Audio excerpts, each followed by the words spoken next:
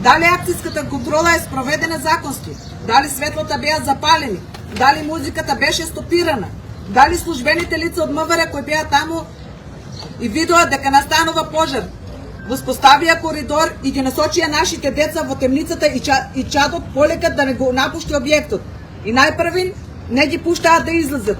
За потоа кога огнот се повеќе беснееше и се создаде толпа од деца кои сакаат да излезат надвор, полицајците ја отворија вратата и први пред децата трчеа кон излезот да се спасат.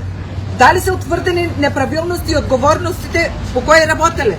Дали сите тие лица вработени во МВР кои беа во акцијска контрола се повикани на распит и се осомничени? Бараме одговори и одговорност од МВР. Бараме средба со Олјо Гок. Фирмата МММ Кафе, собственик на дискотека Плюс, работела со блокирана сметка дури 217 дена. Евидентирана блокада, која се уште не е тргната, било заведена на 16 август 2024 година. И тука се поставува суштинското прашање. Дали управата за јавни приходи требало да го затвори клубот уште во септември 2024 година? Ова не се технички грешки, ова се системски прашања до истражителите, до јавното обвинителство.